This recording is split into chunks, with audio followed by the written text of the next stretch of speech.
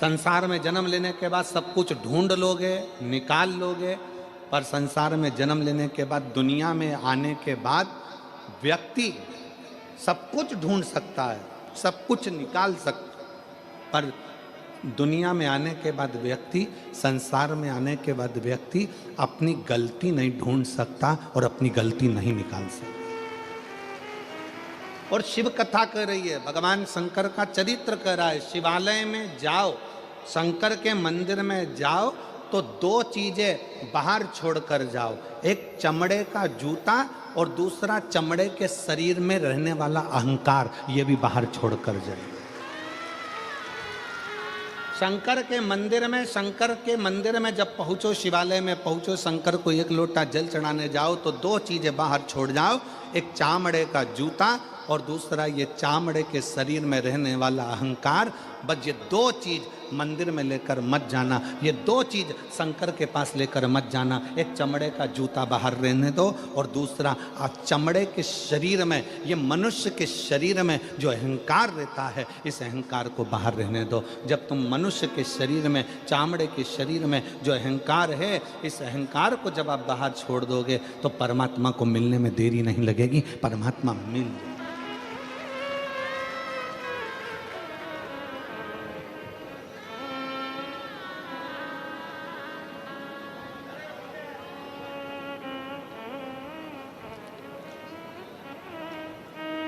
किसी ने कहा, गुरुजी आपने एक बार कथा में कहा कि भगवान चामड़े का जूता बाहर करो, चामड़े का शरीर में रहने वाला अहंकार बाहर करो। भगवान तो उस गजासुर के चमड़ी पर भगवान धारण कर लेते हैं, गजासुर की चमड़ी को मृगछाला पहन लेते हैं, वो भी तो चामड़ा ही है। हमारा निवेदन है, एक बार शिव महापुराण की कथा को जरा ध्यान से पढ़िएगा, ध्यान से सुनिएगा। शिव महापुराण की कथा में वर्णन आता है, ये गजासुर, ये मृगछाला भगवान जो अपने शरीर पर धारण करे हैं, ये कोई साधारण नहीं है। उस मृगछाला को धारण करने वाले उस जीव से पूछो कि उसने भगवान की कितनी भक्ति करी होगी। तब भगवान से प्रार्थना करा कि मेरी चमड़ी भी आपके शरीर के उस किसी काम में आ जाए, आपके चरण रख जाए, आपके चरण की रज रख जाए, बस इतनी कृपा कर दो कि इसको अपने साथ में।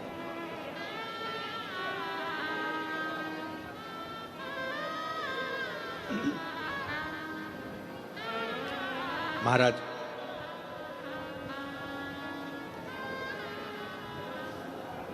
हम तो कहेंगे कि हर पल हर घड़ी शिव को, हर पल हर घड़ी भगवान शंकर को, हर पल हर घड़ी भगवान देवाधिदेव महादेव को अपने दिल की बात कहते हैं, अपने मन की बात कहते हैं।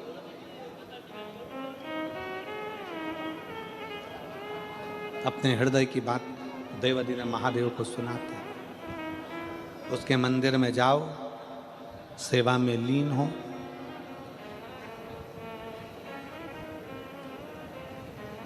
एक कथा आती है शिव महापुराण में, एक कनक कुंडला नाम की एक अप्सरा थी, जिसका नाम था कनक कुंडला। बहुत सुंदर अप्सरा थी, बहुत सुंदर।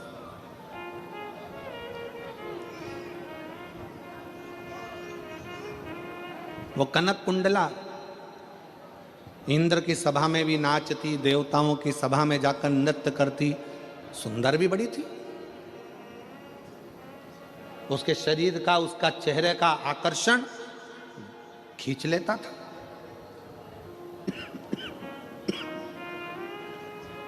बहुत सुंदर थी कनक कुंडला।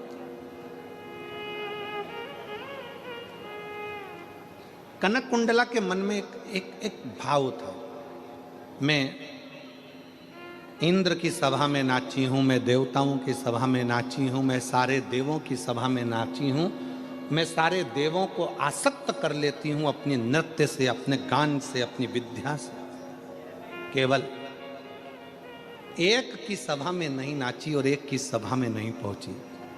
देवताओं की सभा में तो पहुंची, पर देवों का भी जो देव है वो महादेव की सभा में आज तक में जाकर नाची नहीं। महादेव की सभा में तो पहुंची, पर देवों का भी जो देव है वो महादेव की सभा में आज तक में जाकर नाची नहीं। महादेव की सभा में आज तक नहीं नाची।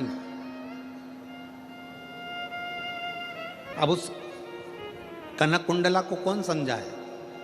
तुमरुका जी ने एक बार प्रश्न किया था भगवान शंकर से कि प्रभु, सारी दुनिया में लोग नृत्य करते हैं, सारी दुनिया में लोग नाचते हैं, कूदते हैं, बहुत बहुत नृत्य करते हैं। देव ऋषि नारद भी चारों तरफ घूम घूम कर श्रीमन नारायण गायन करता है, नाचते हैं, श्रीमन नारायण स्मरण करते हैं। पर हे देवाधिदेव महादेव, आपकी सभा में, आपकी साक्षी में, आपके सामने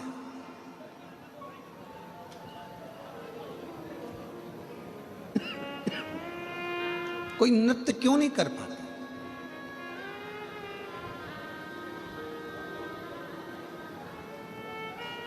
आपके सम्मुख में देवाधिदेव महादेव की साक्षी में कोई नृत्य क्यों नहीं कर पाता?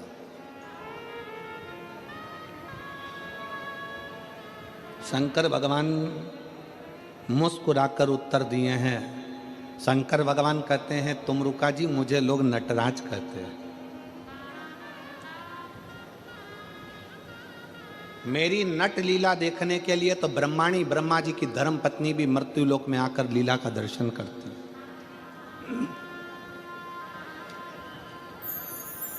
और सुनो तुमरुका जी,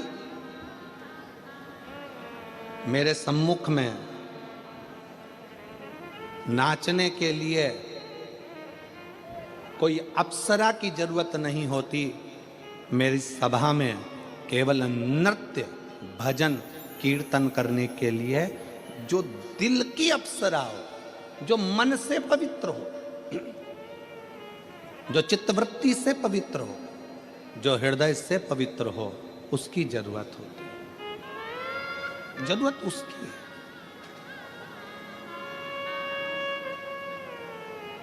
और मैं धन्यवाद दूंगा सूरत नगर की इन सारी शुभ भक्तों को कि आप शंकर जी के भजन में इतने तल्लीन होकर नाचते हो। समझ लेना कि आप दिल से बाबा के पवित्र भाव रखते हो।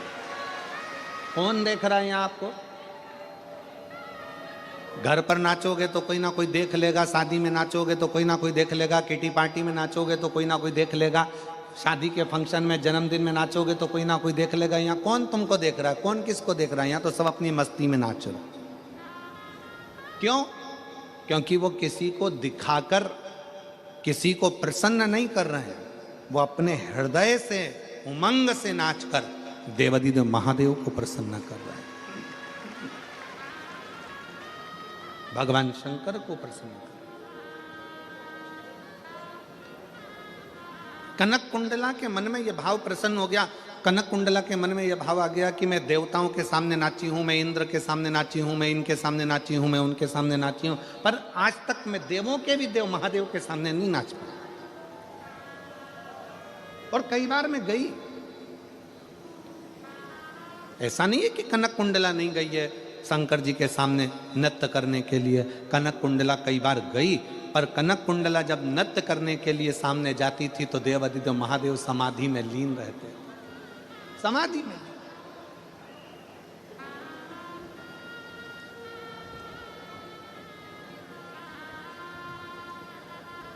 और शंभु शरने पड़ी मांगो घड़ी दुख काटो दया दर्शन आपो शंभु शरणे पड़े मांगो घड़ी रे घड़ी दुख काटो दया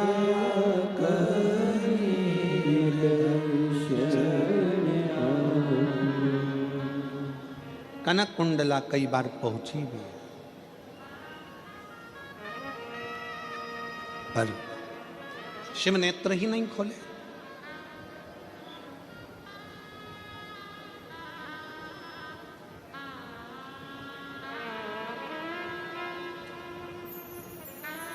आप में से कितने लोग हैं जिन्होंने कभी जिंदगी में एक आध बार शंकर जी के मंदिर में दिया लगाया हो? कभी तो लगाया होगा। लगाया सबने? दीपक रख लो। शिव जी ने तुम्हारे दीपक को देखा कि नहीं देखा, कि तुमने जलाया कि नहीं जलाया? जम के बोलो जरा।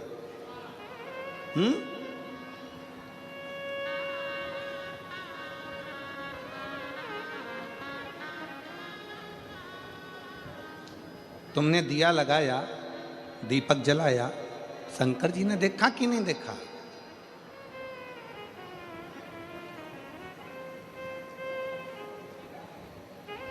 शिव महापुराण की कथा कहती है, कनक कुंडला ने विचार करा, कुछ भी हो जाए मैं शंकर जी के मंदिर, भगवान शंकर की साक्षी में कैलाश पर। कनक कुंडला क्या करती? एक दीप लेकर जाती, शंकर जी की साक्षी में वो दीप रख देती, घृत भरकर, घी भरकर, और बाती उसको रख देती। उसमें अग्नि प्रज्वलित नहीं करती, उसमें माचिस नहीं लगाती, उसको जलाती नहीं, प्रज्वलित नहीं करती।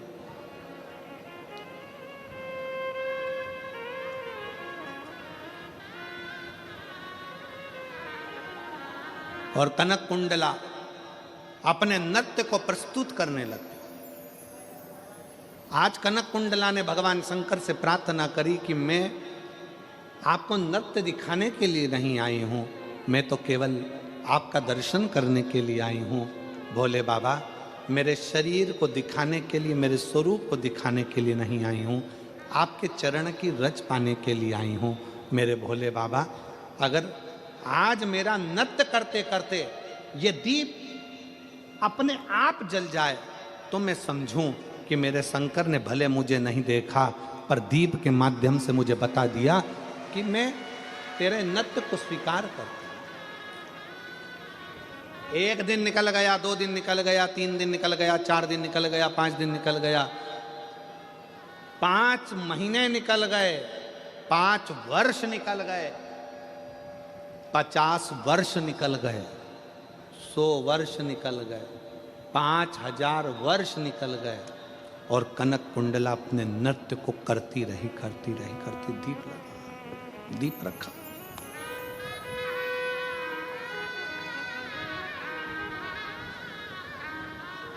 दीप रखा है।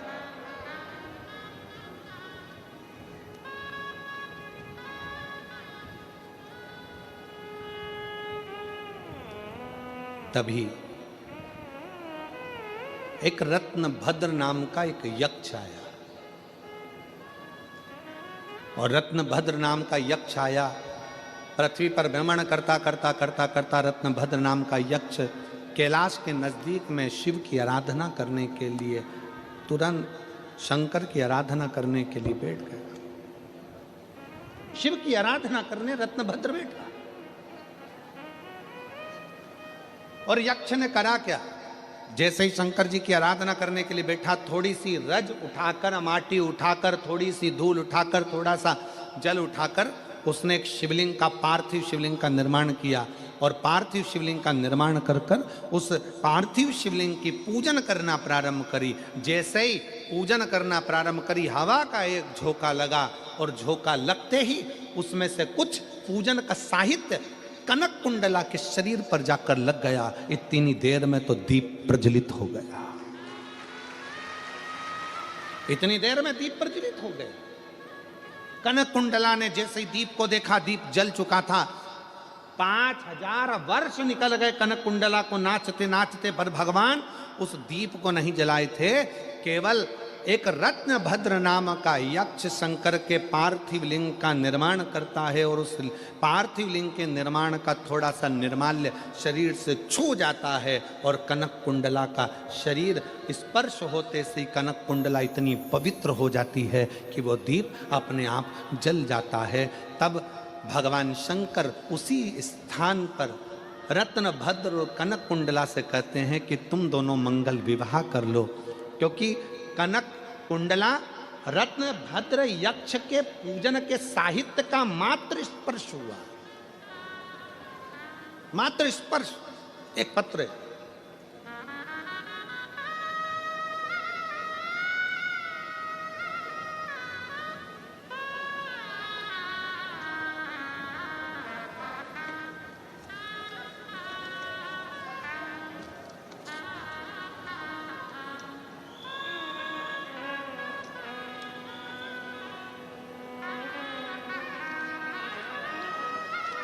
मैं माधुरी अविनाश सोनवड़े, मेरे पति अविनाश अशोक सोनवड़े, मैं बड़ोदरा बरोड़िया। आप लोग जरा पढ़ के पढ़ लो, इसके बाद हमको सुना दो कहाँ की हैं, ठीक है। मैं बड़ोदरा बरोड़िया, बाजवा है कि बावा है, बाजवा की रहने वाली हूँ। मेरा मोबाइल नंबर ये है। मैं कथा का क्या वर्णन करूं बाबा। मेरी शादी को 10 साल होने के बाद भी हमें कोई संतान का प्राप्ति नहीं थी।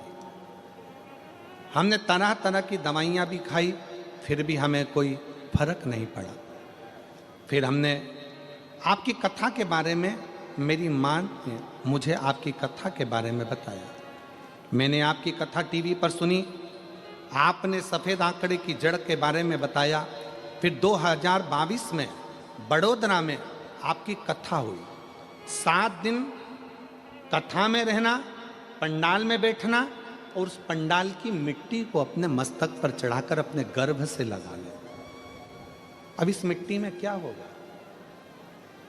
क्या पहले ये कथा पंडाल की मिट्टी मिट्टी नहीं थी क्या? मिट्टी थी, पर इतने शुभ भक्त जब एक साथ बैठकर श्री शिवाय नमस्तुभ्यम का जाप करते हैं, इतने सारे शुभ भक्त बैठकर जब शंकर की कथा सुनते हैं, इतने सारे शुभ भक्त बैठकर जब पंचाक्षर मंत्र नमः शिवाय कहते हैं, इतने सारे लाखों शुभ भक्त बैठकर जब ओम नमः शिवाय कहते हैं, तो वहाँ की मिट्टी मिट्टी नहीं रहती, वहाँ की मिट्टी भी कहीं ना कहीं एक अंश परमात्मा का धारण कर लेती है और वो फल देती है। कनक कुंडला को रत्न भद्र यक्ष का चढ़ाया गया निर्माल्य छूता है और वो श्रेष्ठ हो जाता है। तो कहा, बड़ोदरा की कथा 2022 में सुनी, पंडाल में रहती, पंडाल में सोती और पंडाल की मिट्टी को अपने शरीर पर लगा लेती। मैं बाबा को धन्यवाद देने के लिए आई हूँ। कहीं बैठी हो माधुरी अविनाश सोनवड़े, पति अविनाश अशोक सोनवड़े, कहीं बैठे हो, आ जाइए, अपने बच्चों को ले आओ। सोनवड़े, मैं बड़ोदरा से आई हूँ। मैं पशुपतिनाथ का व्रत भी करी। उस मिट्टी की प्रबलता बताना चाहती हूँ कि क्यों शिव महापुराण के कथा के पंडाल में लोगों को जाना चाहिए, क्योंकि उसकी मिट्टी भी हमारे शरीर पर धूल भी चढ़ जाए तो हमारा जीवन संवर जाता है। बाबा की कृपा से मेरे घर में 24/2/2024 को शंकर जी की कृपा से, जैसे आप कहते हो ना गुरुजी, देवता देते हैं पल्ला झाड़ कर और महादेव देते हैं छप्पर फाड़ कर, मेरे बाबा की कृपा से एक नहीं, बाबा ने मुझे 2 बच्चे दिए हैं, जुड़वा बच्चे जन्म लिए हैं। दोनों का फोटो लगा रही हूं, दोनों का फोटो लगा। नीचे एक लाइन अच्छी लिखी है, आप और हम गुनगुना लेते। बखान क्या करूं मैं राखों के ढेर का, चपटी भभूत में खजाना कुबेर का। हे गंगाधार मुक्ति द्वार ओंकार तू, भोले ओंकार तू, आयो शरण तिहारी शंभु तार तार तू। शिव पर चढ़ा हुआ थोड़ा सा निर्माल्य शरीर को छू गया। शरीर कितना लोग सोशल मीडिया पर बहुत सारे लोग दिन भर लगे रहते हैं शंकर जी की निंदा करने में, शिव पुराण की निंदा करने में, शंकर जी पे चढ़ा हुआ जल मत पियो, शंकर जी का बेलपत्र मत खाओ, शंकर जी का ऐसा मत करो, शंकर जी का वैसा ना करो। दिन भर लोग अपनी अपनी राय देने में लगे रहते हैं। राय चंद ढेर सारे बैठे हैं, दिन भर यही काम है, दिन भर। उनको कौन समझाए कि शिव महापुराण की कथा को जरा दिल से पढ़िएगा। रत्न भद्र यक्ष शंकर के शिवलिंग का, पार्थिव शिवलिंग का पूजन करते हैं और पार्थिव शिवलिंग का थोड़ा सा निर्माल्य पत्ती फूल उड़कर जाकर कनक कुंडला को लग जाता है और वो कनक कुंडला का दीप प्रज्वलन हो जाता है। मतलब कनक कुंडला भी शंकर की अविरल भक्त हो जाती है और पवित्र होकर शिव की आराधना में लग जाती है। कौन समझे?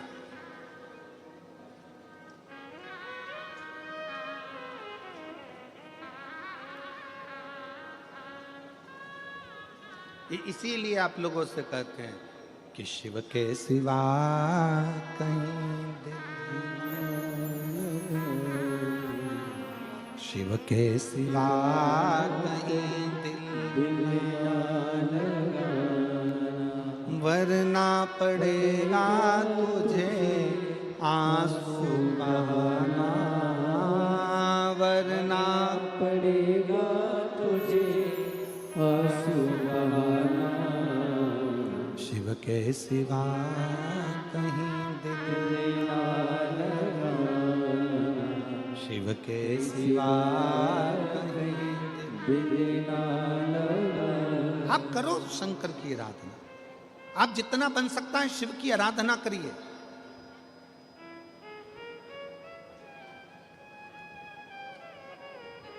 और फिर निवेदन है इस व्यासपीठ के माध्यम से, भीड़ बढ़ाने के लिए कथा में बिल्कुल मत जाओ, भीड़ बढ़ाने के लिए कथा में बिल्कुल मत जाओ, भाव बढ़ाने के लिए कथा में जरूर जाओ। शंकर के प्रति अपने भीतर भाव प्रकट करिए। भीड़ बढ़ा के करोगे क्या? भाव बढ़ाइए। कौन सा भाव बढ़ाना है?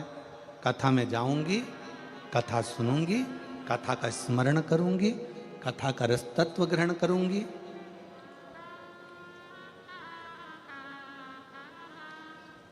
कथा सुनने के लिए बैठूंगी तो मेरे